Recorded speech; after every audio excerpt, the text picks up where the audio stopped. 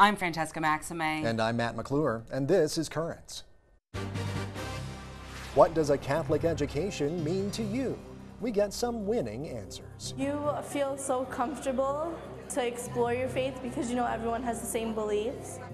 Plus, a Catholic nurse says she was forced to take part in an abortion at a New York hospital.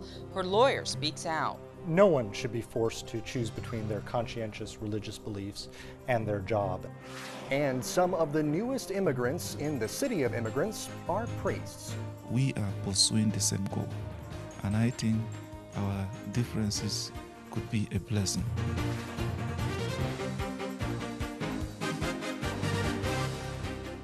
Well, good evening, and thank you so much for joining us tonight.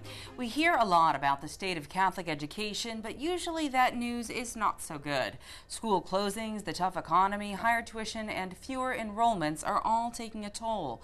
But tonight, there is some good news, and it comes from the kids themselves. They are the winners of an essay contest sponsored by the diocese. The subject, My Catholic Education, What It Means to Me.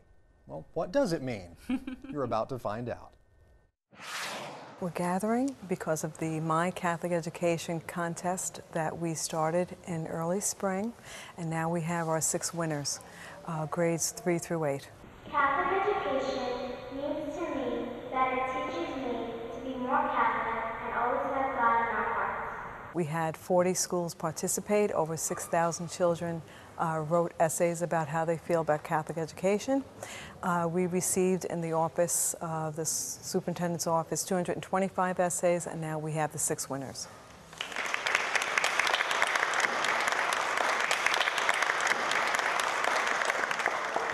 Criteria was how well they explained themselves, if it was a personal approach to their essay, how they described their faith, and exactly why they felt that their school was important to them.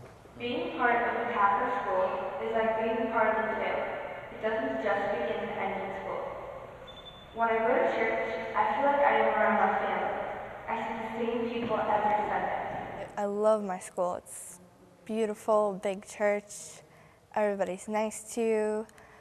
I didn't do it for the $50. First, I didn't even know I was going to get it. It's a trade-off. You know, the tuition is high. We do our best to make the tuition, but it also means that we have to be careful on how we both spend our money. I mean, there's less dinners, there's less vacations, there's options that you make, but it's worth the trade-off.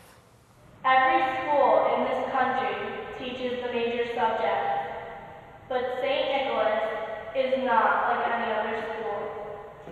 The teachers and faculty here at St. Nicholas really care about each and every one of the students and want what's best for us. I am a firm believer of Catholic education. I was educated in a Catholic school. My daughters were educated in Catholic schools, and I feel that that is where I'm most comfortable teaching in a Catholic school. I can openly speak about God, about my beliefs, and about my faith, and I hope to instill that into all of my students. You feel so comfortable to explore your faith because you know everyone has the same beliefs, and it gives you a chance to discuss your faith with other people and discuss like readings from the Bible, and in a public school you really wouldn't have that. Your teachers will yes, help you, and they encourage you. I think it's important that we have a Catholic education and we talk about how we feel about it. It means a lot to us. I was very surprised that they were very articulate in what they have achieved through going through Catholic education. I find that they're more compassionate. They're able to have real deep feelings about everything around them. And I feel that we are creating leaders for the world, that these children have a global sense of what's happening, and we're developing their spirit, and they're ready to take over and be leaders.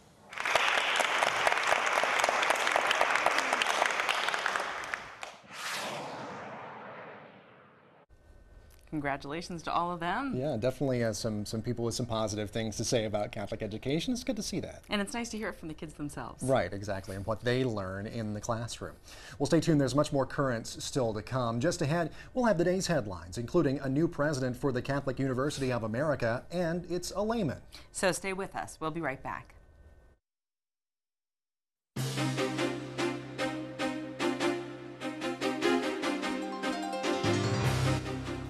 Welcome back to Currents. I'm Francesca Maxime. And I'm Matt McClure. Coming up in just a bit, priests from around the world converge on the City of Immigrants for an important event. But first, let's have a look at the day's headlines. Catholic University of America in Washington, D.C. named a new president today, and for the first time in 28 years, it is not an ordained man. John H. Garvey is currently the dean of Boston College Law School. He'll soon replace former President Father David O'Connell, whom Pope Benedict recently appointed to serve as coadjutor bishop of Trenton, New Jersey. Garvey heads to Catholic U after more than a decade at Boston College. He also served as assistant to the U.S. Solicitor General under President Reagan and attended Notre Dame and Harvard universities. Garvey will be just the third layman president in the school's history. The Catholic Health Association's annual summit got underway Monday in Denver, Colorado, with a word of thanks from President Obama. CHA was one of the only major Catholic organizations that openly supported the president's health care reform plan, which he signed into law in March. Mr. Obama appeared in a video to kick off the 2010 Catholic Health Assembly. Your work, your passion, your commitment helped make the difference. And you did so in a way that protects your long-standing beliefs and the beliefs of so many others across the country. So on behalf of my administration and Americans everywhere, I want to say thank you. Other Catholic groups such as the Catholic Medical Association and the U.S. Bishops' Conference opposed health care reform and said it would provide taxpayer funding of abortion. But CHA leaders said in a statement, no federal funds will be used for abortion under the law. Meantime, a bishop in Spain says Catholic doctors experience rejection and misunderstanding on moral issues in the workplace. Bishop Antonio Reg Pla spoke before a special meeting of Catholic doctors in Spain recently. The bishop said Catholic doctors are becoming more and more defenseless in the face of research that he calls daring and unscrupulous because it involves human life. He also called on Catholic healthcare workers to have a greater influence on their profession in hopes of returning to moral norms. Reports say 3/4 of Americans call themselves Christian, but less than half read their Bible each week outside of church. The two Bible organizations came together in New York just last week to forge a partnership in hopes of turning those numbers around. Leaders from the American Bible Society and Scripture Union USA signed a 3-year agreement to share resources and promote reading and living by Scripture among churches and people across the country. Scripture Union's president says the goal of the partnership is to bring about a Bible reading revival, one person, one church, one community at a time. Well, as the United Nations General Assembly continues discussions on implementing HIV and AIDS policy, a Vatican spokesman says nations should place greater emphasis on moral law in their AIDS prevention efforts. Archbishop Celestino Migliore said in a statement, more attention and resources should be dedicated to a value-based approach grounded in the human dimension of sexuality. The Archbishop also said he believes the spread of AIDS could be stopped with respect for human nature and its inherent moral law as an essential part of HIV prevention efforts. Now, the World Health Organization estimates more than 33 million people around the globe live with AIDS. And finally tonight, a new exhibit in Rome gives visitors an inside look at the history of the world's largest Catholic fraternal service organization. We'll get more now from H2O News. To celebrate 90 years of work in the Eternal City, Rome's Capitoline Museum has dedicated a special exhibit to the Knights of Columbus. During World War I, the Knights ran army huts throughout Europe, providing various services to American soldiers, as well as to Europeans left injured and devastated in the war. One of those huts was in Rome, inside the Hotel Minerva. After the war, Pope Benedict XV invited the Knights to keep a presence in Rome. The Knights built youth centres around the city, several of which are still in use today, including the field used for the Clericus Cup tournament, a soccer tournament for seminarians in Rome. So to be here is wonderful for us. I'd like everyone who visits this, and especially tourists from the United States and Canada, to see that for nearly a century, the Knights of Columbus, in the best spirit of our countries, but also in the best spirit of our faith, our religious faith, have bridged borders, economic hardship, wars even, to have a people-to-people relationship. One of the things of being the first Italian-American Supreme Knight of the Knights of Columbus, of course this is a very proud moment for me, and I couldn't help think of my grandparents who came from northern Italy, the area around Turin, just a few years before the Knights of Columbus began its work here in Italy in the 1920s, and really before the First World War. So it was a great day for me. And that exhibit runs at the Capitoline Museum in Rome through October 31st. Well, stay tuned. There's much more Currents coming up. When we come back, a conscience in conflict. The story of a nurse who says she was ordered to help with an abortion. She was forced to choose between her conscience and her job, which was necessary to support her family.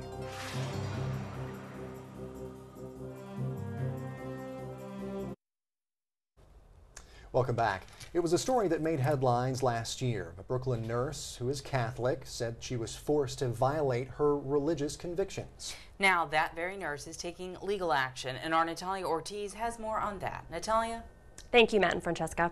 6 years ago, Katharina Senzone DiCarlo went to work at Mount Sinai Hospital and told her employers that because of her religious beliefs, she could not assist with abortions. But last year, she says Mount Sinai violated her conscience rights and ordered her to take part in an abortion. Now she's suing the hospital. She's being represented by the Alliance Defense Fund, and last week, her lawyer joined me to discuss her story. Piero, thank you so much for being with us today. It's a pleasure to be here. Thank you. So the Alliance Defense Fund has filed a lawsuit against Mount Sinai Hospital here in Brooklyn, claiming that Katharina Senzone DiCarlo was forced to participate in an abortion last year. What can you tell us about the case? Well, no one should be forced to choose between their conscientious religious beliefs and their job, and that's what happened to Kathy.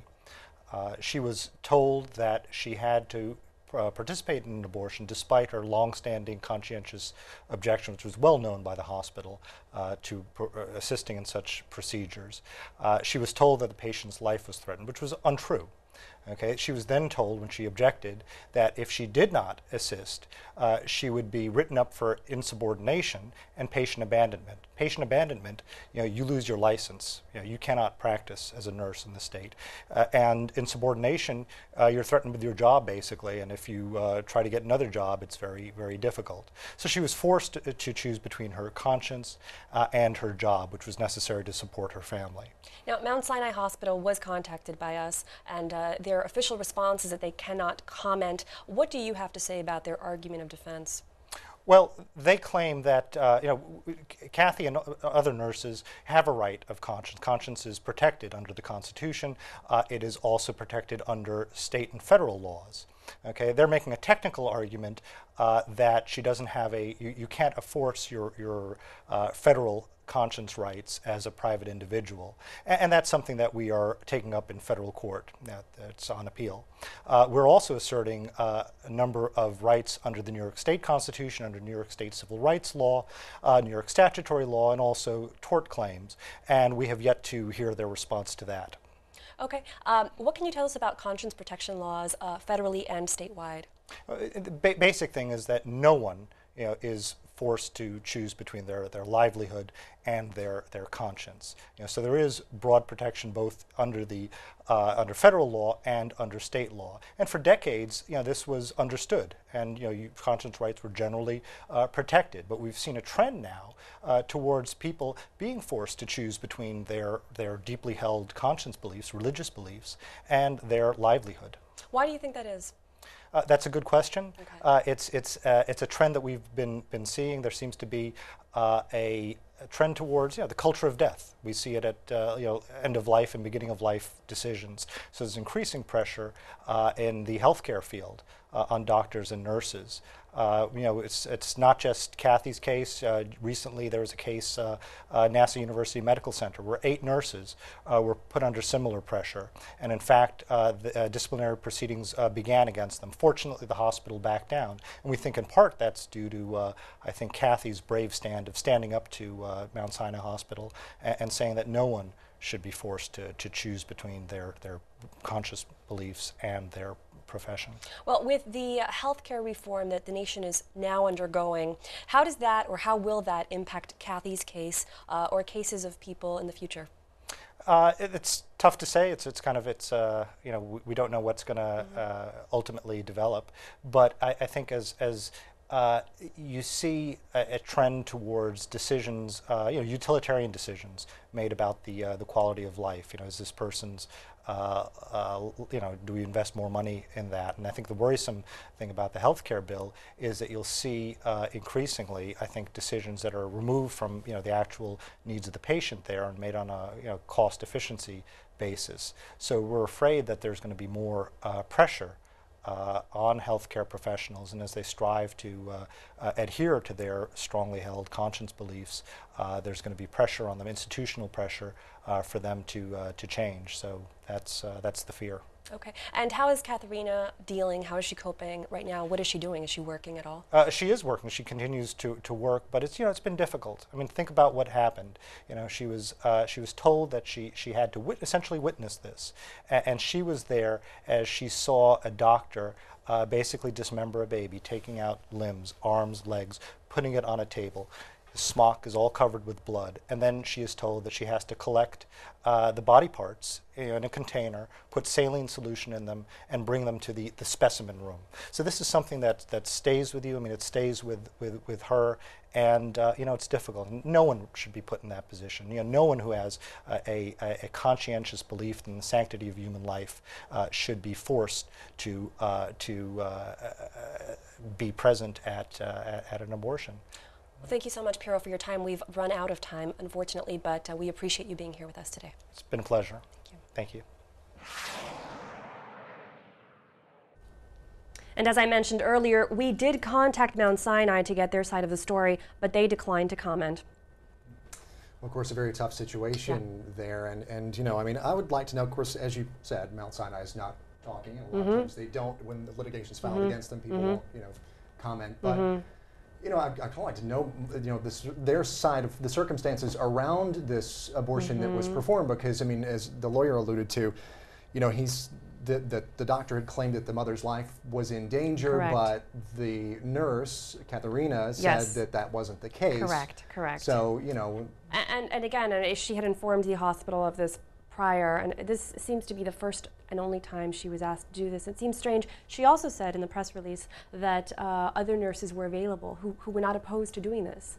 So there was not an issue about not having someone there available. Right. For whatever reason, they forced, she says, her to do it. So. The last time we sort of heard something come up around this issue, I think, was in the Massachusetts Senate race there. Remember, with Martha Coakley, and there was some scuttlebutt over something that she had said in a radio interview around this, and basically the idea being that it is an issue that comes up in many places as well. And in the interview that you did, it sort of seemed to be trending toward perhaps more of this, or more of this issue coming up, and he was sort of trying to say that that balance between a livelihood that you would have to earn and your conscience seems to be more threatened these days than perhaps in the past. Well, that's what he says, and I don't know how true that is, but this is, Alliance Defense Fund, by the way, it's important to mention, is a Christian organization, and their job is to defend. They have a board of attorneys who treat or work with these type of cases. So they say that that's the case. I can't speak for them, but I think it's worth taking a look at, though, at least, at the very least. Yeah, and too, I mean, we saw kind of the opposite of this in Arizona, I think, what you recall recently, with the Catholic nun who was actually the one who approved an abortion to take place. And then she was excommunicated not all that long ago. So, hot topics. Sticky situations, absolutely. Thank you very much, Natalia. Well, Natalia has written more about this over on our blog. Just visit currentsny.net and go ahead and click on Writing the Wave. Well, stay with us. We have much more Currents coming up. Just ahead, the worldwide church and the wide world of priests. We just share one view, one faith, one church. but with different flavors.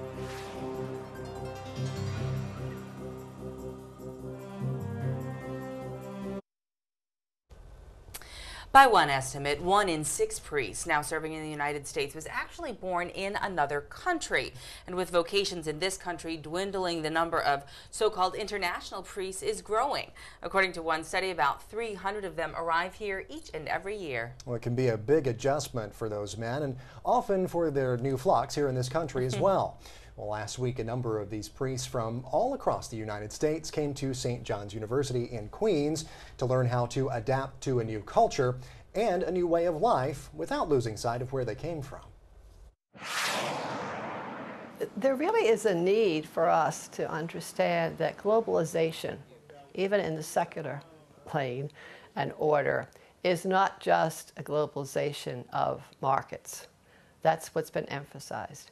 But we have always been a universal church. We just share one view, one faith, one Lord, as we say, one baptism, one church, but with different flavors. We get to see their view of both how they live their faith. We can learn a little bit about how it's done in their countries. The conference itself really gives an opportunity for education. It gives an opportunity for solidarity. This year's seminar, we have priests from 13 different countries, 4 different continents, who are serving in 4 dioceses and the Archdiocese of New York. It's broken into various segments, everything from the church in the U.S. to intercultural communication skills, psychology, both the psychology of acculturation and issues that priests themselves may be going through as they go through this process. This seminar helped us very much to be aware so that we can really do our ministry. As I came from India, I have to really learn a lot of things to make myself really comfortable. Here in United States, the Mass cannot take more than like 90 minutes if the Mass has been set for an hour, like from 10 to 11. Because of the parking lot, you know. They said, well, we need the people to get out quick so that the next group will pull in. The Americans wanted to evade the ugly. All of the fishes that we buy in the supermarkets are headless. And back home, you have the tail and you have the head, the whole of the fish. You speak maybe very carefully, gentle, not as fast as they speak. The culture of India, it is unity in diversity, where we can see multi-religion, multi-language, multi-region, multi-culture, but we remain one. Here there is more of individuality. But that culture helps you to enhance your abilities, I think. It was a great opportunity to grow, meeting all these amazing priests coming from different countries. That's the beauty of God's creation. We don't just have roses and lilies, but we have a whole variety of flowers, each of which brings a special gift. So many different languages from so many different nations and from so many different cultures, and yet we are able to communicate and share. The priests who have come to serve the church in the United States are priests who are very committed men, who are very well educated, and who are very committed to helping us get to know who our God is. We are pursuing the same goal, and I think our differences could be a blessing. I feel that I am belonging to this culture. I am feeling that I am part also of this culture, and I love this culture. We have a global church, and we are one. Christ loved our uniqueness and our differences. And if we want to be Christ-like, we want to follow Jesus, we should try to, in a way, do the same. Really service there. All the differences, and yet the one thing, of course, that unifies everyone is their faith. And just so so nice to see their willingness and enthusiasm to come here and make a new life here and serve here. And celebrate the fact that we are all different, and that that particular group comes from places all around the world. You saw there Colombia, Nigeria, everywhere. You know, the man he was from India. You know, and so there are the priests coming from all around the world, but there, in that context, celebrating their differences and being united by that, you know, that their differences are their strength. And there's no guarantee that, you know, if you're from Nigeria, that you're going to be preaching to Nigerian Americans or Indian Americans or any of that. So you really have to be willing to, you know, integrate as best as you can. Like you said, you may speak a little slower, but a little more gently. I like the way you put that. A little more gently. Exactly. Well, kudos and thank you for their service. Absolutely. Well, that's it for tonight's show. Now, coming up tomorrow, abortion in the African American community. I'll talk to one man who is using billboards to try and raise awareness and also save lives. Meantime, remember, you can always watch us online at currentsny.net. You can also check out our Facebook page. Until next time, I'm Francesca Maxime. And I'm Matt McClure. Thanks so much for joining us. Have a great night.